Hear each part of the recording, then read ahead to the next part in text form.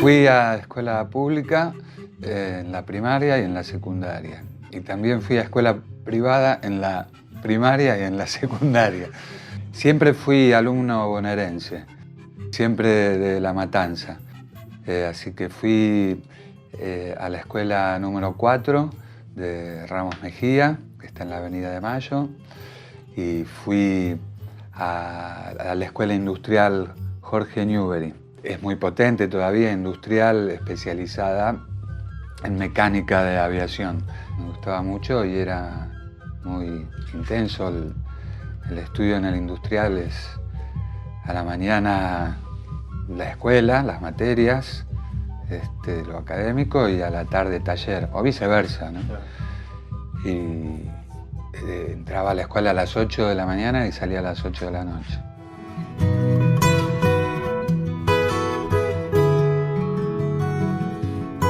Recuerdo un gran bochorno al que me sometió mi vieja, porque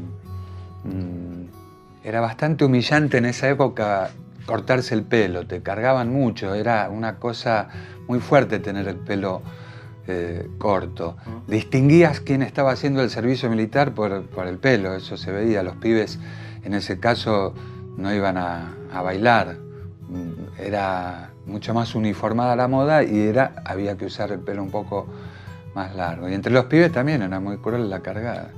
Y mi vieja subió al micro conmigo y le dijo a toda la concurrencia, a todo el público: a Ignacito le acaban de cortar el pelo y guay con el que le diga algo, y se bajó. Y bueno, me recuerdo, no me pegaron, pero recuerdo como en Los Simpsons eran 20 Nelson cargándome, ¿no? Por ñoño. Y habiendo tenido nada más que esa instrucción de la escuela pública y algunas clases de refuerzo de matemática, de algo puntual, hice un gran examen y salí tercero.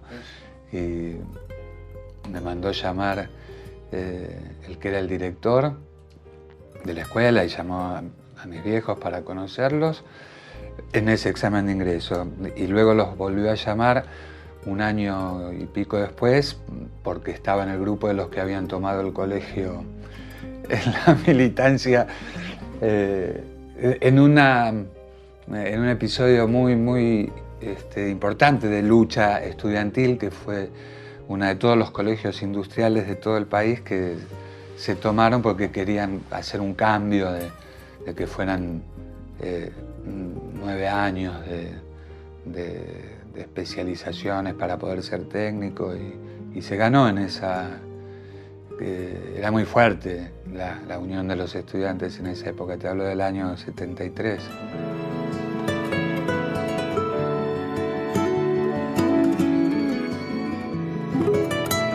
Tuve un profesor de historia, un cura muy severo, el padre Rizzo, de historia, pero que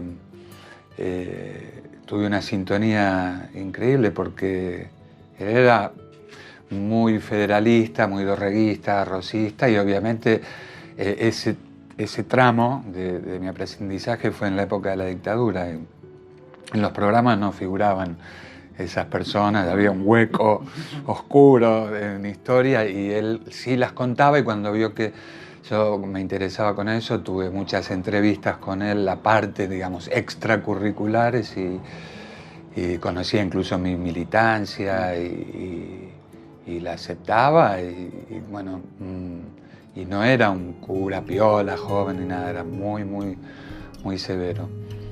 Cuando la primera prueba que hice con él, que todos le tenían mucho miedo, te hacía poner el libro en el pupitre y me copié todo.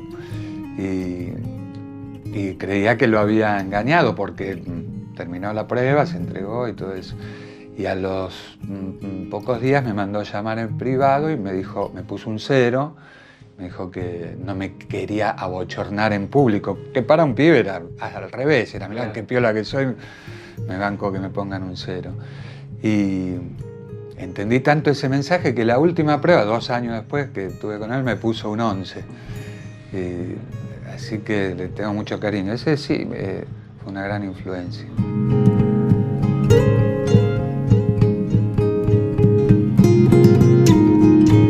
Venimos de un tiempo donde se destruyó el tejido social y donde se lleva a la escuela de la misma manera que llevaste a los mejores preparados académicamente a esos claustros más de élite, al resto, bueno, llega con su bagaje de problemas familiares, sociales, y en ese caso la escuela ha tenido que suplantar muchas veces roles que no le correspondían. Si con los cambios que hubo estructurales, de infraestructura, con el mejoramiento de la posición salarial de los docentes, con la inversión pública que dio vuelta ese paradigma de 2 puntos del PBI para la educación y 6 para la deuda, y que pudo darse vuelta. Entonces me imagino qué hubiera pasado, cómo sería si no se hubiera hecho todo eso. Para mí, los jóvenes argentinos están bien educados, los adultos argentinos tienen herramientas que antes no tenían y completan sus estudios, como esto del Fines y otras experiencias. Pero a mí me parece que la educación argentina y la educación pública argentina es buena porque además le ha hecho frente a un problemón social.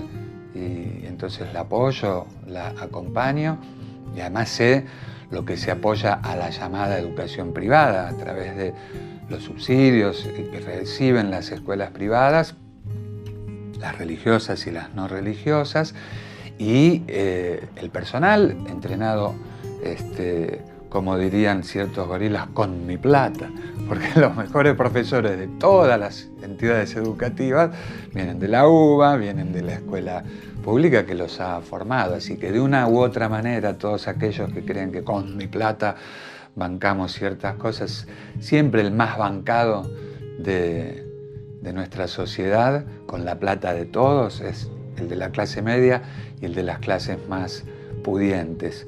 Cuesta muchísimo más, mucha más plata sostener el campo de golf municipal, la cancha de polo del ejército, que las cosas donde creen algunos que va la plata de sus impuestos, ¿no? A una asignación para que tenga dignidad todo el pueblo.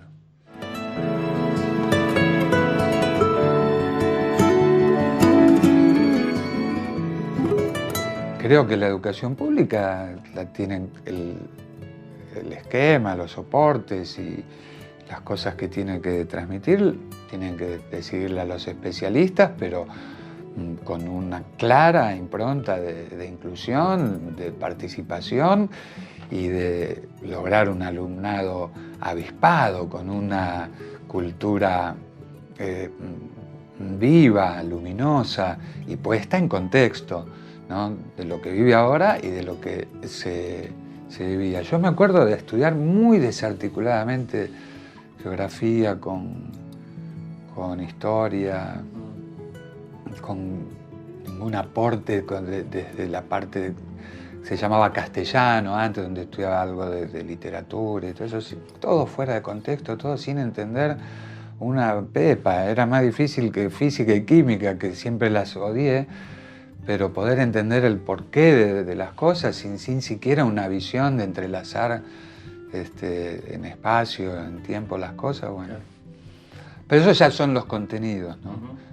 Fundamentalmente lo que espero de la escuela pública es eso, que cada vez vaya como está yendo, de la mano de un pueblo que marcha, que camina, que busca un futuro nuevo y que es punta de lanza en un montón de cosas que no estamos viéndonos reflejados, por suerte, en tal soporte educativo, en este caso, de que hagámoslo como lo hacen en Holanda o como lo hacen en Harvard, o que sea directamente discriminatorio a propósito como en Inglaterra, o bueno, que sea como sea, no, que lo podamos construir nosotros.